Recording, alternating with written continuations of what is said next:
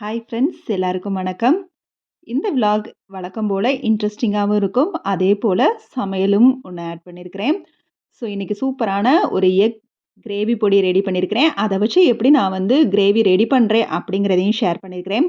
கிச்சனில் ஒரு நாள் நம்மளை சிரமம் பார்க்காம சில வேலைகளை செஞ்சு வச்சிட்டோம் அப்படின்னா நம்மளுக்கு அது ரொம்பவே யூஸ்ஃபுல்லாக இருக்கும். அது மட்டும் இல்லாமல் இந்த விலாகில் நம்மளோட பாதுகாப்புக்கு செய்ய வேண்டிய விஷயங்களையும் எனக்கு தெரிஞ்ச சின்ன சின்ன விஷயங்களையும் ஷேர் பண்ணியிருக்கிறேன். வீடியோக்குள்ளே போகிறதுக்கு முன்னாடி என்னோடய வீடியோ கண்டிப்பாக உங்களுக்கு யூஸ்ஃபுல்லாக இருந்தால் லைக் கொடுக்க மறந்துடாதீங்க. அதோட உங்களோட ஃப்ரெண்ட்ஸ் அண்ட் ஃபேமிலிக்கும் ஷேர் பண்ணி மறக்காமல் நம்ம சேனலையும் சப்ஸ்கிரைப் பண்ணுங்கள். பொதுவாக எக் கிரேவினா அதிகமாக நம்ம கடையில் தான் பொடி வாங்கி நம்ம செய்வோம். இந்த மாதிரி ரெடி பண்ணி வச்சிட்டோம்னா சட்டுன்னு ஈஸியாக செஞ்சு முடிச்சலாம். ரொம்பவே டேஸ்ட்டாகவும் இருக்கும். ஒரு பேனில் 4 ஸ்பூன் சீரகம், 2 ஸ்பூன் சோம்பு, 2 ஸ்பூன் மல்லி, 1 ஸ்பூன் மிளகு சேர்த்து காரத்துக்கு ஒரு 6 வத்தல் சேர்த்துருக்கிறேன். உங்களுக்கு எத்தனை வத்தல் தேவையோ உங்கள் காரத்துக்கு தகுந்த மாதிரி சேர்த்துக்கங்க. இதை நல்லா ட்ரை ரோஸ்ட் பண்ணிக்கலாம். நல்லா வெடிக்கிற சவுண்டு கேட்கவும் ஸ்டவ் ஆஃப் பண்ணிவிட்டு நல்லா ஆறுனதுக்கப்புறமா அரைச்சி வச்சிட்டோம்னா சூப்பரான எக் கிரேவி பொடி ரெடி. இது சுக்கா பொடின்னு கூட சொல்லலாம். எக்கை வச்சு சுக்கா கூட நம்ம ரெடி பண்ணலாம். இதை வச்சு நம்ம கிரேவியாக ரெடி பண்ணுறப்ப அதோட நம்ம ஆட் பண்ண வேண்டியது தேங்காய் பால் மட்டும்தான். ரொம்பவே சட்டுன்னு ரெடி பண்ணிடலாம். எக் இருந்தால் போதும். ஏதாவது ஹரிபரியில் மார்னிங் என்ன செய்யணும்னு தெரியலனா எக்கை பாயில் பண்ணி இந்த மாதிரி குழம்பு வச்சு கொடுத்துருங்க. சூப்பரான ஒரு எக் கிரேவி தான். ரொம்பவே டேஸ்ட்டாகவும் இருக்கும். இந்த விலாகு ஒரு 9 மணிக்கு மேலே காலையில் எடுத்தது. மார்னிங் பிரேக்ஃபாஸ்ட்லாம் முடிச்சுட்டு அப்புறமா தான் எடுக்க ஸ்டார்ட் பண்ணது. இப்போவே வெயில் அந்தளவுக்கு பயங்கரமாக கொளுத்திக்கிட்டு இருந்துச்சு. ஸோ கொஞ்சம் கொஞ்சமாக நம்ம வேலைகளை பார்த்து வேகமாக கிச்சனை விட்டு வெளியில் போகலாங்கிற நிலைமைக்கு இருந்தேன். ஸோ அதனாலேயே கொஞ்சம் இயர்லியராக பிரேக்ஃபாஸ்ட்டு முடிச்சுட்டு நிறைய ஒர்க் இருந்ததுனால அந்த ஒர்க்கெல்லாம் பார்க்க ஸ்டார்ட் பண்ணிட்டேன். வீட்லேயே ஈஸியாக நம்ம நெய் நிறைய பேருக்கு ரெடி பண்ண தெரியும். அப்படி இல்லைனாலும் கண்டிப்பாக பழகிக்கங்க. நம்ம ஒவ்வொரு தடவையும் அதை கடையில் வாங்குறப்ப எந்த அளவுக்கு ரேட் இருக்குதுங்கிறது தெரியும். இது நம்ம பாலை நல்லா காய்ச்சி அதிலிருந்து ஆடை எடுத்து சேர்த்து வச்சாலே போதும். நான் இந்த தடவை சின்ன பாக்ஸில் தான் சேர்த்து வச்சேன். எனக்கு நெய்யும் காலியானதுனால இருக்கிறத ரெடி பண்ணிக்கலாங்கிறதுக்காக ரெடி பண்ண ஸ்டார்ட் பண்ணிட்டேன். நம்ம கீ ரெடி பண்ணுறதுக்கு ஒவ்வொன்றும் யூஸ் பண்ண தண்ணி எல்லாமே ஐஸ் வாட்டர் தான். நான் அரைக்கிறப்ப யூஸ் பண்ணது.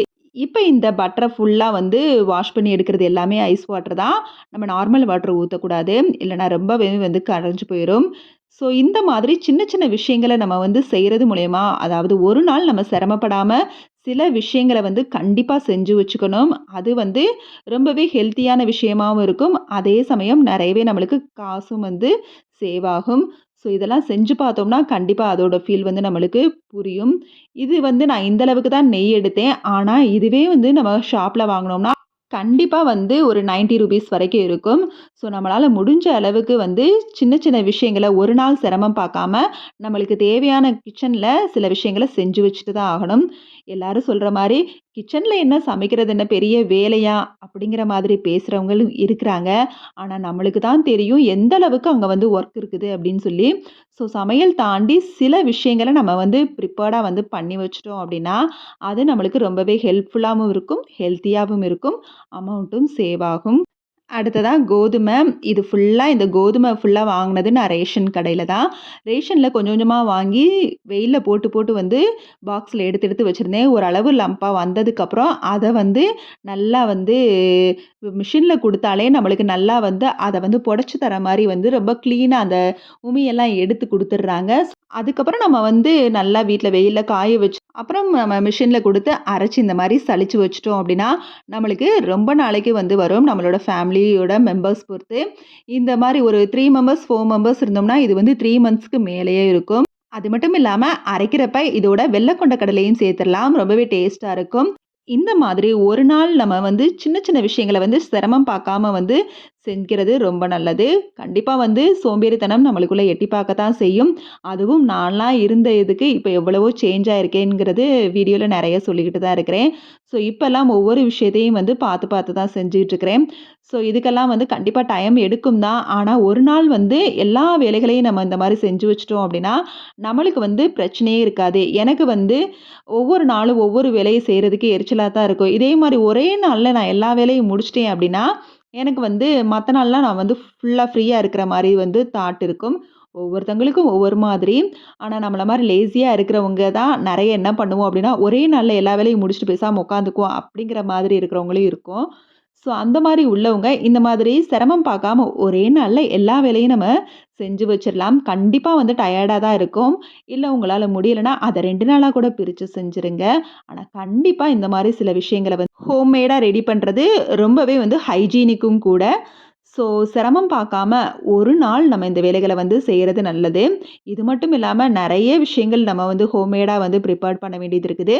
ஸோ அதையும் வந்து முடிஞ்ச அளவுக்கு சோம்பேறித்தனம் படாம, அது என்னென்னங்கிறது சில விஷயங்களையும் நான் வந்து ஹோம்மேடா பண்ணியிருக்கிறேன்.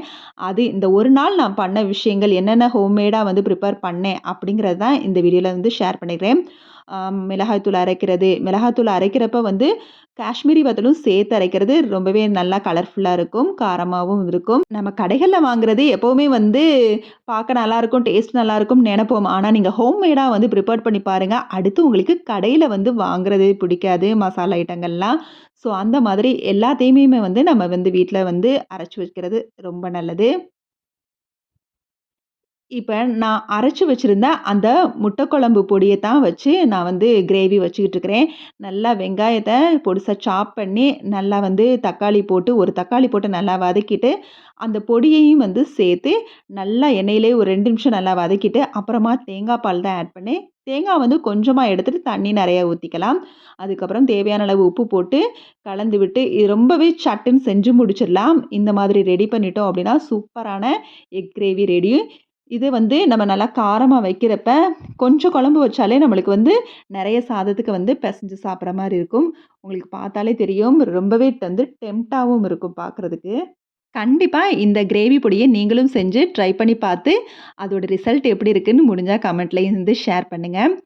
அதோட நம்ம கிச்சன் வேலைகள் என்ன இவ்ளோ இருக்குதாச்சே! அப்படின்னு எரிச்சல் படாம, அத வந்து ஒரு நாள் வந்து பிரிச்சு வச்சுக்கோங்க. இந்த நாள்னா இத இத செய்யணும். இந்த நாள்னா இத இத செய்யணுங்கிற மாரி பிரிச்சு வச்சு எல்லாமே வந்து ஹெல்த்தியான ஒரு லைஃப் ஸ்டைல வந்து மாத்துறதுக்கு முயற்சி பண்ணுங்க.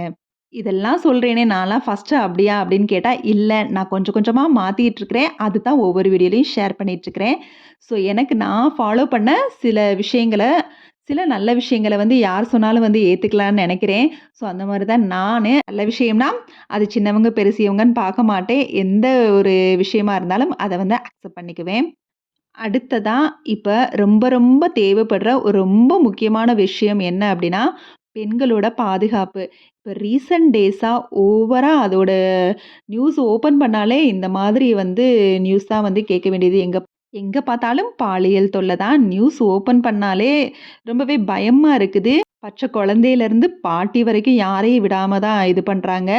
ஸோ ரொம்பவே கஷ்டமாவும் இருக்குது. ஸோ ஒவ்வொரு நாளும் நம்மளோட சேஃப்டி வந்து நம்ம கையில தான் அப்படிங்கிற மாதிரி இந்த ஒரு தாட்ட மைண்ட்ல செட் பண்ணிக்கங்க. நம்மள காப்பாத்த யாராவது வருவாங்களா? அப்படிங்கிற மாரி நம்ம தேடிட்டு இருந்தோம்னா, கண்டிப்பா வந்து அந்த நேரத்துல நம்மளுக்கு அந்த மாரி பாக்கியம் இருக்குமான்னு தெரியல. ஸோ ஒவ்வொரு நாளும் நம்மளோட சேஃப்டிய நம்ம தான் வந்து பார்த்துக்க வேண்டியதா இருக்குது. ஏன்னா, அந்த அளவுக்கு யார நம்புறது, நம்ப வேணாம் அப்படிங்கிற மாதிரி போயிட்டுருக்குது. ஸோ முடிஞ்ச அளவுக்கு நம்ம மட்டும் இல்ல, நம்மளோட குழந்தைகளுக்கும் சில விஷயங்கள வந்து சொல்லிக் குடுங்க. நம்மளோட சேஃப்டியா வெளியில போகணும்னாலே ஃபர்ஸ்ட்டு வந்து நம்மளோட மேக்கப் திங்ஸ எடுத்து வைக்கிறோமோ இல்லையோ, இப்பல்லாம் நம்மளுக்கோட சேஃப்டிக்கான விஷயங்கள வந்து எடுத்து வைக்கிறது ரொம்ப ஒரு சேஃப்டியான ஒரு புரொடக்டிவான ஒரு விஷயம் நான் நெனைக்கிறேன். இனிமே நம்ம ஹேண்ட்பேக்ல மேக்கப் திங்ஸ் எவ்வளோ இருக்குதோ தெரியாது. ஆனா, கண்டிப்பா நம்ம ஒரு பெப்பர் ஸ்ப்ரே அப்படி இல்லன்னா ஒரு பாக்ஸ்ல ஒரு குங்குமம் டப்பா, இல்லன்னா மிளகாத்தூள் டப்பா, அப்புறம் இந்த க்ளோஸ் பண்ண மாரி ஒரு கத்தி இருக்கும். ஸோ அது, அப்புறம் வந்து சேஃப்டி பின்ஸ் நெறையா அப்படிங்கிற மாதிரி நெறைய வந்து ப்ரிகாஷனுக்காக நம்ம எடுத்து வைக்கிறது ரொம்ப நல்லது. சில நேரங்கள் நம்ம கைவசம் வந்து அந்த இத வந்து பண்ண முடியல அப்படின்னா, நம்ம கால்ல இருக்க செருப்பு தான் ஆயுதங்கிற மாதிரி வேற வழியே இல்லங்க. எத பத்தி யோசிக்காம அவங்களோட மெயின் ஸ்விட்ச வந்து ஆஃப் பண்ணிற வேண்டியதான். செருப்பெடுத்து ஒரே அடி எந்த இடத்துல அடிக்கணுமோ, அந்த இடத்துல வந்து நம்ம அடிச்சுட்டு தப்பிக்க வேண்டியதான். அப்படி இல்லன்னா கீழ கிடக்கிற மண்ண கூட எடுத்து வந்து முகத்துல வந்து தெளிச்சிற வேண்டியதான். இந்த மாதிரி அதாவது எல்லாருமே வந்து சேஃப்டியா இருக்கணும். கண்டிப்பா அதுக்காக வந்து எல்லாரோட பிரேயர்ஸும் இருக்கும். ஏன்னா எல்லா பொண்ணுங்களுக்கும் அந்த பயம் இருக்கும். எல்லா பொண்ணுங்களும் வந்து இன்னைக்கு ஒரு பொண்ணுக்கு நடக்கிறது, நாளைக்கு யாருக்கு வேணாலும் நடக்கலாம். அதனால அவங்களுக்கு தானே நடக்குது. நம்ம இப்படின்னு நினைக்க வேணாம். நம்ம வந்து நம்மளுக்கு தெரிஞ்ச சில விஷயங்கள வந்து அவங்களுக்கும் வந்து எக்ஸ்ப்ளைன் பண்ணலாம். நம்ம வீட்ல குழந்தைகள், பெண் குழந்தைகள், சின்ன பிள்ளைங்களா இருந்தா, சில விஷயங்கள வந்து இதுக்கான ட்ரிக்ஸ வந்து சொல்லிக் குடுத்துருங்க. அத வச்சு அந்த பிள்ளைங்க வந்து மேனேஜ் பண்ணிக்கிடும். அந்த பிள்ளைங்க கையில வந்து அட்லீஸ்ட் ஒரு சேஃப்டி பின்னாவது இருக்கிற மாரி குடுத்து விட்டுருங்க. ஸோ, அதாவது சின்ன வயசுலேருந்தே இத போய் சொல்லவா, அத போய் சொல்லவான்னு தயங்காம, அந்த பிள்ளைங்க வந்து பயப்படுவாங்களே அப்படிங்கிறத யோசிக்காம, அம்மா சொல்றது நல்லதா தான் இருக்கும். நல்ல விஷயத்த வந்து ஏத்துக்க. இது நல்லது. இது கெட்டது. சேஃப் டச் எது, அன்சேஃப் டச் எது அப்படிங்கிற மாதிரி நெறைய விஷயங்கள வந்து நம்ம இப்ப சொல்லிக் குடுக்க வேண்டிய நிலைமையில கட்டாயத்துல இருக்கிறோம். அது மட்டும் இல்லாம நீங்களுமே டிராவல் பண்றதா இருந்தா, நெசசரினா வந்து தனியா டிராவல் பண்ணுங்க. அதுவும் அன்டைம்ல முடிஞ்ச அளவுக்கு டிராவல வந்து அவாய்ட் பண்ணிருங்க. அப்படி மீறி இல்ல அப்படின்னா தனியா டிராவல் பண்ணாத மாரி பாத்துக்கங்க. அதே மாதிரி துணிக்கடை ட்ரையல் வந்து பார்க்குறத கொஞ்சம் குறைச்சுக்கோங்க. முடிஞ்ச அளவுக்கு பண்ணாதீங்க. அப்படி மீறி உங்களுக்கு ட்ரையல் பார்த்து தான் ஆகணும்னா, அங்க கேமரா இருக்காங்கிறத வந்து செக் பண்ண மறந்துறாதீங்க. கேமரா வந்து நம்ம நம்ம மொபைல் ஃபோன் மூலியமாவே வந்து இருக்குதா அப்படிங்கிறத வந்து கண்டுபிடிச்சிடலாம். ஸோ அந்த மாதிரி செக் பண்ணிட்டு நீங்க ட்ரெஸ் சேஞ்ச் பண்ற விஷயங்கள்லாம் வந்து செய்யுங்க.